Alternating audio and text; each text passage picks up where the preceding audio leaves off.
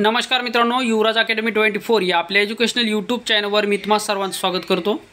तर मित्रांनो, महिला बाल विकास विभाग भरती, अंगणवाडी मुख्य सेविका भरती, समाज कल्याण विभाग भरतीसाठी काही महत्त्वाचे PYQ क्वेश्चन आपण या व्हिडिओच्या माध्यमातून पाहणार आहोत। मित्रांनो, TCS ने यापूर्वी विचारलेले PYQ क्वेश्चन आपण मित्रांनो TCS चे PYQ क्वेश्चन आपण या व्हिडिओच्या माध्यमातून पाहणार आहोत। मराठी आणि चालू घडामोडीचे हे प्रश्न असणार आहेत। यामध्ये मित्रांनो जवळपास तुम्हाला 25 क्वेश्चन देण्यात आलेले आहेत।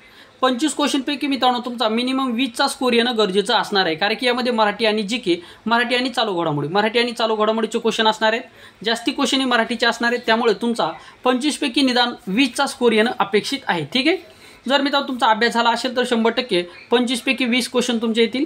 तर व्हिडिओ चालू करण्याच्या अगोदर मित्रांनो, काल गणित बुद्धिमत्ता जो काही व्हिडिओ बनवला होता त्या व्हिडिओमध्ये ज्या विद्यार्थ्यांनी मला कमेंट करून या ठिकाणी चांगल्या प्रकारे मित्रांनो कमेंट केले आणि या ठिकाणी मला प्रोत्साहन देण्याचा प्रयत्न केला, त्याबद्दल मी त्यांच्या मनापासून आभार मानतो। कारण की मित्रांनो तुमची एक कमेंट ही आमच्यासाठी खूप काही मोठी प्रेरणा असते, त्यामुळे तुम्ही जे काय आमची प्रेरणा देत आहात त्याबद्दल मी तुमच्या मनापासून आभार मानतो, धन्यवाद देतो। यापुढे सुद्धा तुमचा असाच मला सहकार्य राहील अशी मी तुमच्याकडून अपेक्षा बाळगतो। तर चला मित्रांनो, आता वेळ न लावता व्हिडिओची सुरुवात करूया। तर पहा मित्रांनो, पहिला प्रश्न आले, प्रत्येक प्रश्नासाठी तुम्हाला 5 सेकंदाचा वेळ देण्यात आलेला आहे। TCS PYQ क्वेश्चन आहेत संपूर्ण। पहा पहिला प्रश्न तुमच्या स्क्रीनवर आलेला आहे। पहिला प्रश्न पहा मित्रांनो आपल्याला काय म्हणतो, पहिला प्रश्न पहा मित्रांनो आपल्याला या ठिकाणी काय म्हणतो, तर पहिला प्रश्न या ठिकाणी आहे 2023। पहा 2023च्या ग्लोबल हंगर इंडेक्समध्ये 28.7 गुणासह भारत भुकेच्या कोणत्या श्रेणीमध्ये येतो? पहिला ऑप्शन पहा मित्रांनो गंभीर, 2 नंबरचा ऑप्शन आहे मध्यम, 3 नंबरचा ऑप्शन आहे कमी, 4 नंबरचा ऑप्शन आहे चिंताजनक।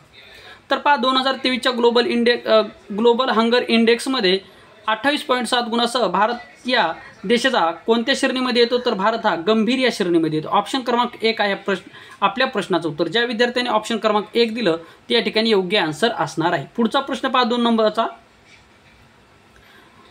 2023ची आशियाई क्रीडा स्पर्धा भालाफेक स्पर्धेत सुवर्णपदक जिंकणारी रिकाम जागा ही पहिली भारतीय स्त्री किंवा पहिली भारतीय खेळाडू होती। पहा 2023चे आशियाई क्रीडा स्पर्धेत भालाफेक सुवर्णपदक म्हणजे भालाफेक या स्पर्धेमध्ये सुवर्णपदक जिंकणारी रिकाम जागा ही पहिली भारतीय स्त्री ठरलेली आहे।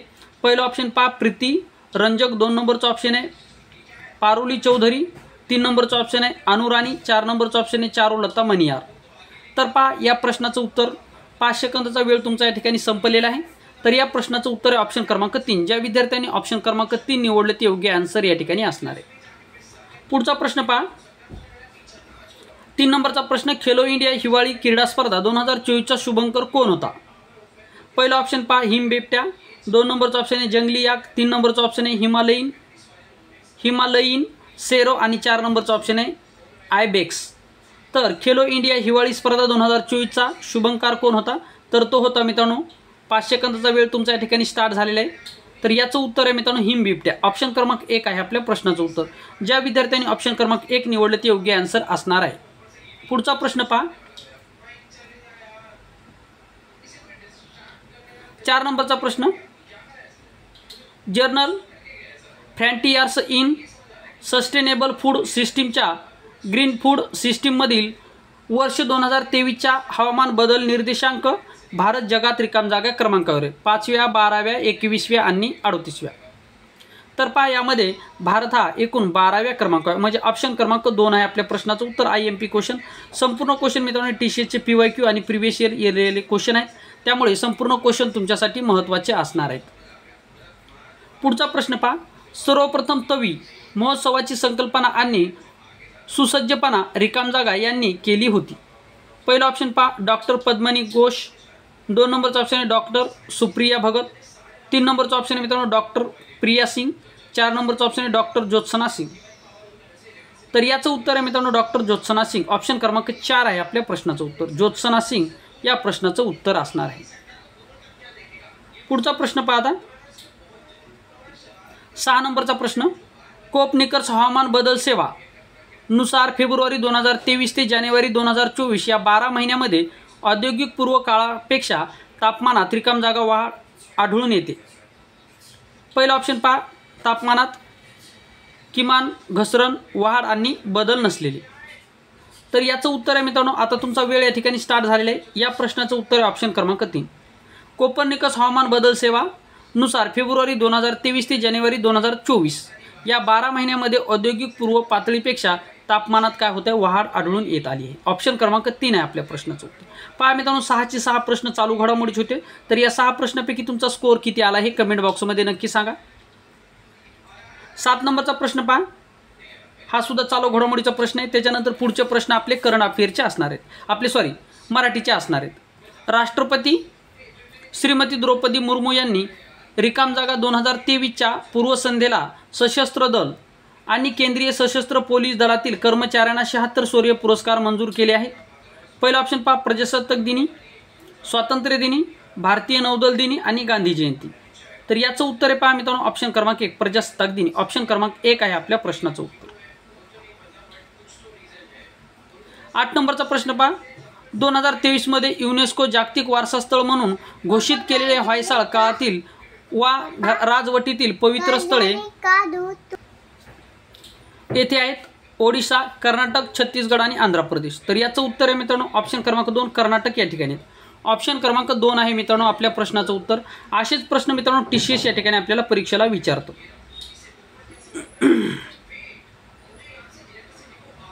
9 नंबरचा प्रश्न पहा, पक्षी जाई दिगंतरा या प्रसिद्ध पुस्तकाचे लेखक कोण आहेत? तर पक्षी जाई दिगंतरा या पुस्तकाचे लेखक आहेत मारुती चितमपल्ली, मंगेश पडगावकर, इंदिरा संत आणि 4 नंबरचा ऑप्शन आहे बाशी मर्ढेकर.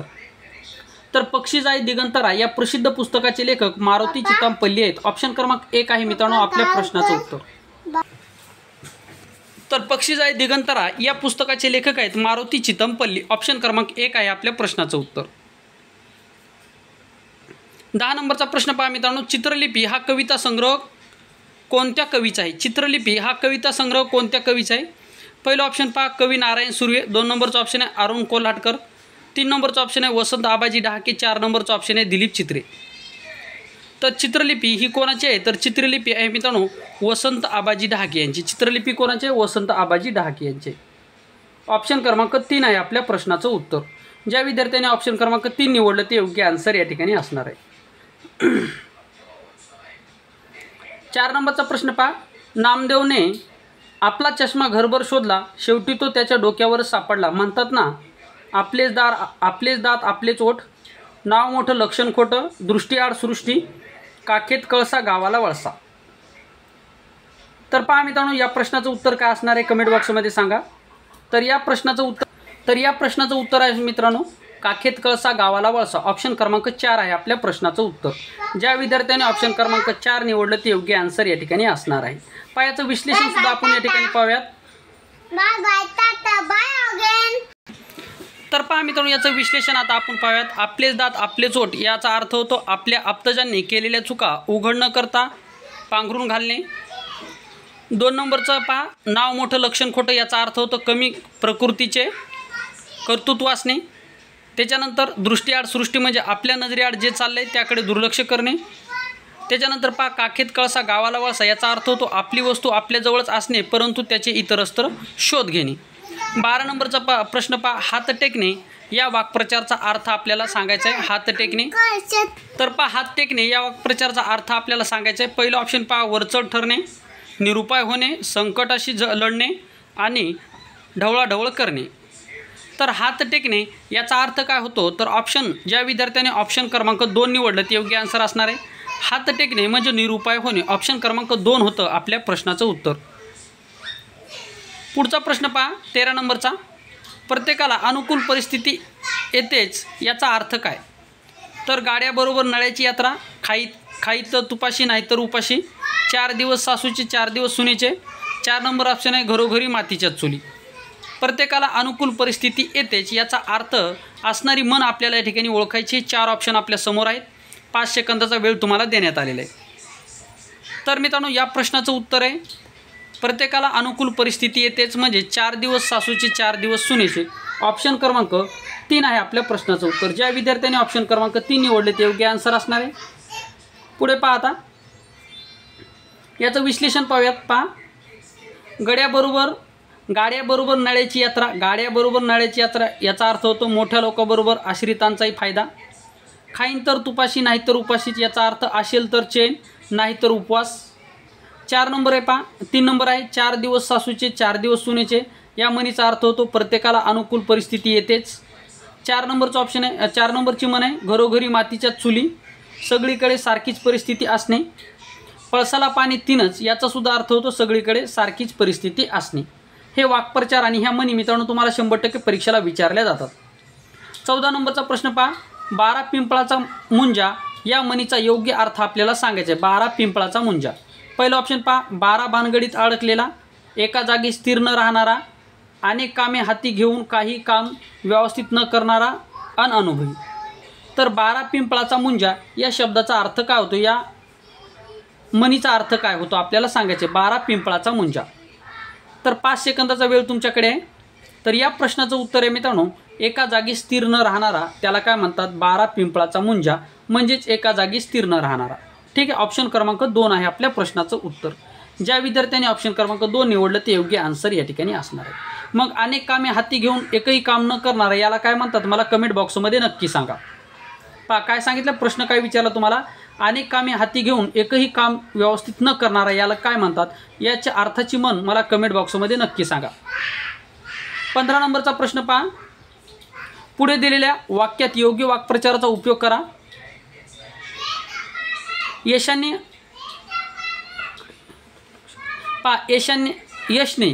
नावाचा मुलगा आहे. यशने आहाराकडे दुर्लक्ष केल्यामुळे तो वारंवार आजारी पडत होता. यश नावाचा मुलगा आहे, त्याने आहाराकडे म्हणजे खाण्याकडे दुर्लक्ष केल्यामुळे का तो वारंवार आजारी पडत होता. पहिलं ऑप्शन पहा, कानाडोळा करणे, पोटात शिरणे, अंग धरणे आणि हाय खाणे. तर पहा यशने आहाराकडे दुर्लक्ष केल्यामुळे तो वारंवार आजारी पडत होता, याचा अर्थ होतो मित्रांनो कानाडोळा करणे म्हणजे दुर्लक्ष करणे. ऑप्शन क्रमांक 1 आहे आपल्या प्रश्नाचं उत्तर. ज्या विद्यार्थ्यांनी ऑप्शन क्रमांक 1 निवडलं ते योग्य आन्सर असणार आहे. पोटात घालणे म्हणजे काय, माप करणे, अंग धरणे म्हणजे लठ्ठ होणे आणि हाय खाणे म्हणजेच काय मित्रांनो, एखाद्या गोष्टीमध्ये आपण म्हणतो पहा तुम्ही हाय खाली, हाय खाणे म्हणजे काय मित्रांनो, या ठिकाणी हिंमत हारणे. पहा कानाडोळा करणे, दुर्लक्ष करणे, पोटात घालणे, मर्जी संपादन करणे किंवा माप करणे. अंग धरणे म्हणजे काय, अंग धरणे म्हणजे काय, बाळशी. आपण म्हणतो बाळाला बाळशी आले, बाळशी म्हणजे काय लठ्ठपणा, बाळशी म्हणजे काय लठ्ठपणा किंवा मांस. हाय खाणे म्हणजे धास्ती खाणे. आता भार्या या शब्दाचा अर्थ काय होतो, भार्या या शब्दाचा समानार्थी शब्द आपल्याला सांगायचे. सुकांता, पत्नी, भ्रतार आणि नवरा. तर भार्या या शब्दाचा अर्थ काय होतो, तर भार्या ऑप्शन क्रमांक पहा, ज्या विद्यार्थ्यांनी ऑप्शन क्रमांक 2 निवडलं ते योग्य आन्सर असणार आहे. भार्या म्हणजे मित्रांनो बायको, पत्नी. ठीक आहे, याचं विश्लेषण दिले पहा. भार्या म्हणजे कांता, जया, पत्नी, कलत्र, सहचरी आणि अर्धांगिनी. नवरा म्हणजे पती, कांत, भ्रतार आणि धनी, मालक. 17 नंबरचा प्रश्न पहा, जेव्हा मी जात चोरली होती या पुस्तकाचे लेखक कोण आहेत. जेव्हा मी जात चोरली होती या पुस्तकाचे लेखक कोण आहेत. केशव मेश्राम, शंकरराव खरात, दया पवार, बाबूराव बागुल. तर जेव्हा मी जात चोरली होती या पुस्तकाचे लेखक आहेत. 5 सेकंदाचा वेळ तुमच्याकडे आहे. तर जेव्हा मी जात चोरली होती या पुस्तकाचे लेखक बाबूराव बागुल आहेत. ऑप्शन क्रमांक 4 आहे आपल्या प्रश्नाचं उत्तर. याचं विश्लेषण सुद्धा आपण या ठिकाणी पाहूयात. विश्लेषण पहा काय दिलेलं आहे. बाबूराव बागुल, जेव्हा मी जात चोरली होती, केशव मेश्राम, हकीकत, ज्वाला कल्लोळ आणि जटायू. हे कोणाचं, केशव मेश्राम यांचं. तर पट या शब्दाचा चुकीचा अर्थ आपल्याला या ठिकाणी सांगायचा आहे किंवा ओळखायचा आहे. तर पट या शब्दाचा अर्थ चुकीचा सांगायचा आहे. म्हणजे चुकीचा अर्थ यापैकी कोणता आहे आपल्याला सांगायचं, 4 ऑप्शनपैकी. पहा पट याचं जर पाहिलं तर पट म्हणजे पहा शेतातला पाणी देणारा कालवा त्याला पाट म्हणतात, पाट. त्याच्यानंतर विधवेचा विवाह, बसायचा पाट आणि शरीराचा अवयव. तर पाट या शब्दाचा कोणता अर्थ नाही म्हणजे चुकीचा अर्थ कोणता. तर पाट याचा अर्थ होतो पहा शेताला पाणी नेणारा एक कालवा नदीचा. विधवेचा विवाह त्यालासुद्धा पाट म्हणतात. बसायचा पाट त्यालासुद्धा पाट म्हणतात, मात्र शरीराच्या अवयवाला पाट म्हणत नाहीत. म्हणजेच ऑप्शन क्रमांक 4 आहे आपल्या प्रश्नाचं उत्तर. ज्या विद्यार्थ्यांनी ऑप्शन क्रमांक 4 निवडलं ते योग्य आन्सर असणार आहे. मित्रांनो तुम्हाला असा पण प्रश्न विचारला जाईल की विधवेचा विवाह याला खालीलपैकी कोणता शब्द वापरला जाईल. मग पुनर्विवाह पहिलं ऑप्शन दिलं जाईल. मग पुनर्विवाह म्हणल्याच्या नंतर आपण पहिलं ऑप्शन या ठिकाणी निवडू शकतो. पुनर्विवाह म्हणजे काय मित्रांनो, डबल विवाह होणे. ठीक आहे, परंतु पाट या शब्दाचा अर्थ होतो मित्रांनो विधवेचा विवाह. विधवेचा विवाह म्हणजे त्याला पाट असे म्हणतात. शेतातला पाणी जाणारा त्यालासुद्धा म्हणतात आणि बसायचा पाट त्यालासुद्धा म्हणतात. मात्र या ठिकाणी नवीन काय, विधवेचा विवाह म्हणजेच पाट. 19 नंबर पहा, खालील शब्दाचा अर्थ सांगा. पदविन्यास सुखाना, पदविन्यास सखुना म्हणजे काय म्हणतात, पदविन्यास खुना. मनोबल, सार, पाऊल खुणा आणि आदर. पदविन्यास खुणा या शब्दाचा अर्थ काय होतो आपल्याला सांगायचं आहे. पहा, संपूर्ण शब्द तुमच्यासाठी नवीन असतील मित्रांनो. मराठीमध्ये जास्तीत जास्त मित्रांनो तुमचे प्रश्न चुकण्याची शक्यता मला दाट वाटते, कारण की हे शब्द मित्रांनो पहिल्यांदाच तुम्ही ऐकत असाल. पदविन्यास सुखना, तर मित्रांनो याला काय म्हणतात? याला म्हणतात पाऊल खुणा. ऑप्शन क्रमांक 3 आहे आपल्या प्रश्नाचं उत्तर. असे प्रश्न मित्रांनो टीसीएसने खूप वेळेस विचारलेले प्रश्न आहेत आणि नवीन पॅटर्न आहे मित्रांनो टीसीएसचा. टीसीएस काही ना काहीतरी नवीन आणत असते, हे तुम्हाला सुद्धा माहिती आहे. 20 नंबरचा प्रश्न पहा. खालील दिलेल्या शब्दाचा समानार्थी शब्द ओळखायचा आहे. आदिम या शब्दाचा समानार्थी शब्द सांगा. आदिम या शब्दाचा समानार्थी शब्द सांगा. बरेच शब्द तुमच्यासाठी नवीन असतील मित्रांनो. आदिम या शब्दाचा समानार्थी शब्द सांगा. आदिम म्हणजे पहिला ऑप्शन पहा माणूस, 2 नंबरचा ऑप्शन आहे पहिला, 3 नंबरचा ऑप्शन आहे शेवटी, 4 नंबरचा ऑप्शन आहे मित्रांनो अंतिम. तर आदिम या शब्दाचा समानार्थी शब्द जर पाहिला तर याचा होतो मित्रांनो पहिला. ऑप्शन क्रमांक 2 आहे आपल्या प्रश्नाचं उत्तर. ज्या विद्यार्थ्याने ऑप्शन क्रमांक 2 निवडले ते योग्य आन्सर या ठिकाणी असणार आहे. आदी म्हणजे काय? पहिला आणि सुरुवातीचा. 21 नंबरचा प्रश्न पहा. किशोर कदम यांनी कोणत्या टोपण नावाने काव्य लेखन केले आहेत? मित्रांनो टीसीएसचे PYQ क्वेश्चन आहेत. असं म्हणू नका की टीसीएस असे प्रश्न विचारेल का. संपूर्ण प्रश्न एक ना एक प्रश्न मित्रांनो टीसीएसचा PYQ क्वेश्चन आहे. किशोर कदम यांनी कोणत्या टोपण नावाने काव्य लेखन केलेले आहे? पहिला ऑप्शन पहा सुमित, 2 नंबरचा ऑप्शन आहे सौमित्रा, 3 नंबरचा ऑप्शन आहे सुमित्र, 4 नंबर ऑप्शन आहे किशोर दामोदर कदम. तर किशोर कदम यांनी कोणत्या टोपण नावाने काव्यरचना केलेली आहे? पहा 5 सेकंदाचा वेळ तुमच्याकडे आहे. तर या प्रश्नाचं उत्तर ऑप्शन क्रमांक 2 आहे. ज्या विद्यार्थ्यांनी ऑप्शन क्रमांक 2 निवडले योग्य आन्सर असणार आहे. किशोर कदम यांनी सौमित्र या नावाने, या टोपण नावाने या ठिकाणी काव्यलेखन केलेलं आहे. पुढचा प्रश्न पहा मित्रांनो. पहा सौमित्र, किशोर कदम, अनिल आत्मारामरावजी देशपांडे. ग्रेस कोणाला म्हणतात? माणिकशंकर गोडघाटे यांना ग्रेस असे म्हणतात. नारायण मुरलीधर गुप्ते यांना बी कवी असे म्हणतात. मित्रांनो हा प्रश्न विचारला होता वरिष्ठ लिपिक, महिला बालिका विभागामध्ये वरिष्ठ लिपिक या पदासाठी हा क्वेश्चन विचारला होता की नारायण मुरलीधर गुप्ते यांना कोणत्या नावाने ओळखलं जातं किंवा नारायण मुरलीधर गुप्ते यांचं टोपण नाव काय? तर नारायण मुरलीधर गुप्ते यांना बी कवी असे सुद्धा म्हणतात. त्यामुळे पुढच्या परीक्षेमध्ये माणिकशंकर गोडघाटे यांना काय म्हणतात? तर यांना ग्रेस असे म्हणतात. हे सुद्धा लक्षात ठेवा, पुढच्या परीक्षेसाठी तुम्हाला त्याचा फायदा होईल. 22 नंबरचा प्रश्न पहा. खालील शब्दाचा विरुद्धार्थी शब्द ओळखा. वाळक्या. वाळक्या या शब्दाचा तुम्हाला विरुद्धार्थी शब्द सांगायचा. विरुद्धार्थी शब्द वाळक्या या शब्दाचा. पहा मित्रांनो हा सुद्धा शब्द तुम्ही पहिल्यांदाच वाचलेला असेल किंवा पहिल्यांदाच ऐकलेला असेल. पहिला ऑप्शन पहा अरुंद, 2 नंबरचा ऑप्शन आहे पुरवठा, 3 नंबरचा ऑप्शन आहे ओल्या, 4 नंबरचा ऑप्शन आहे कर्कश. लावा मित्रांनो या ठिकाणी डोकं. या ठिकाणी याचं उत्तर काय असेल? तर विरुद्धार्थी शब्द वाळक्या या शब्दाचा विरुद्धार्थी शब्द.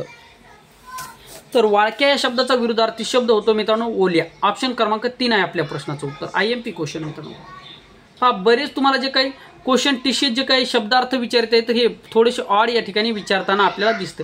पहा वाळक्या या शब्दाचा विरुद्धार्थी शब्द होतो ओल्या, अरुणचा होतो रुंद, कर्कशचा होतो मधुर. आता 23 नंबरचा प्रश्न पहा आपल्याला काय दिलेले. 23 नंबरचा प्रश्न चालू घडामोडीचा प्रश्न पहा. 17 फेब्रुवारी 2024 रोजी इस्रोद्वारे प्रक्षेपित केलेल्या इनसॅट 3DS ची प्राथमिक उद्दिष्टे पुढीलपैकी कोणती आहेत? पृष्ठभाग आणि महासागर यांचे निरीक्षण करणे.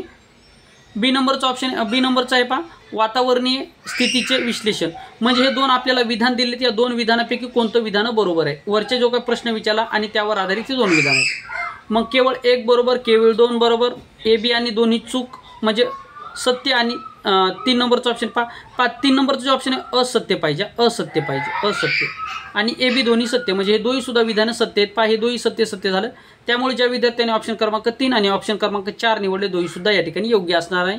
या ठिकाणी मित्रांनो एक असत्य करायचं होतं, परंतु ते या ठिकाणी टाईप मिस्टेकमध्ये या ठिकाणी तसं झालेलं नाही. दोन्ही सुद्धा ऑप्शन सारखेच आले. ठीक आहे. त्यामुळे ज्या विद्यार्थ्यांनी ऑप्शन क्रमांक 3 आणि ऑप्शन क्रमांक 4 निवडले योग्य आन्सर असणार आहे. मात्र एवढं लक्षात ठेवा या प्रश्नाच्या अनुषंगाने 17 फेब्रुवारी 2024 रोजी इस्रोद्वारे प्रक्षेपित केलेल्या इनसॅट 3DS या प्राथमिक उद्दिष्टे काय? तर याची उद्दिष्टे पृष्ठभाग आणि महासागर यांचे निरीक्षण करणे हा एक उद्देश आहे. त्याच्यानंतर वातावरणीय स्थितीचे विश्लेषण करणे हा सुद्धा उद्देश. म्हणजे दोन्ही सुद्धा उद्देश या 3DS या प्रक्षेपणाचे आहेत. ठीक आहे. पुढे पहा 24 नंबरचा प्रश्न. संसदेने चलचित्र सुधारणा विधेयक 2023 कोणत्या दिवशी मंजूर केले? पहा संसदेने चलचित्र सुधारणा विधेयक 2023 कोणत्या दिवशी मंजूर केले? पहिला ऑप्शन पहा 31 जुलै 2023, 2 नंबरचा ऑप्शन आहे 3 मार्च 2023, 3 नंबरचा ऑप्शन आहे 10 जून 2023 आणि 4 नंबरचा ऑप्शन आहे 12 जून 2023. तर या प्रश्नाचं उत्तर आहे मित्रांनो ऑप्शन क्रमांक 1 म्हणजे 31 जुलै 2023. 25 नंबरचा आणि या व्हिडिओमधला शेवटचा प्रश्न 25 नंबरचा प्रश्न पहा. फेब्रुवारी 2024 संरक्षण मंत्री राजनाथ सिंह यांच्या उपस्थितीत रिकाम जागा नावाची भारतीय नौदलाचे त्यांचे सर्वात मोठे सर्वेक्षण जहाज कार्यान्वित केले. तर पहा, फेब्रुवारी महिन्यामध्ये 2024 संरक्षण मंत्री राजनाथ सिंह काय भारताचे संरक्षण मंत्री आहेत, लक्षात ठेवा.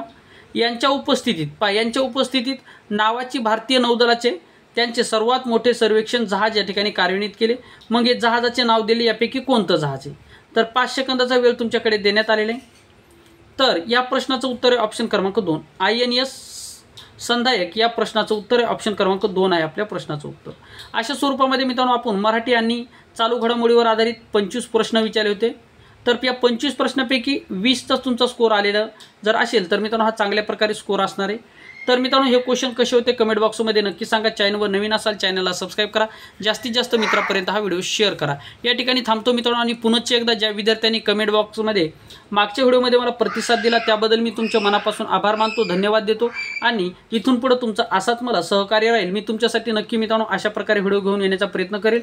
या ठिकाणी एखादा प्रश्न तुम्हाला चुकीचा वाटत असेल किंवा बोलण्याच्या ओघामध्ये जर काही चुकीचं जर झालं असेल तर आपला एक सहकारी मित्र म्हणून नक्की मला सजेस्ट करू शकता. तुमचं एक सजेशन मित्रांनो माझ्यासाठी एक खूप अनमोल असं असणार आहे. त्यामुळे तुमचं सजेशन या ठिकाणी माझ्यासाठी खूप मार्गदर्शक ठरणार आहे. त्यामुळे मित्रांनो आपलं सजेशन एक आपला सहकारी मित्र म्हणून मला नक्की देऊ शकता. या ठिकाणी थांबतो मित्रांनो, पुन्हा भेटूयात एका नवीन माहितीसह नवीन व्हिडिओमध्ये. तोपर्यंत थँक्यू, धन्यवाद, टेक केअर, बाय बाय.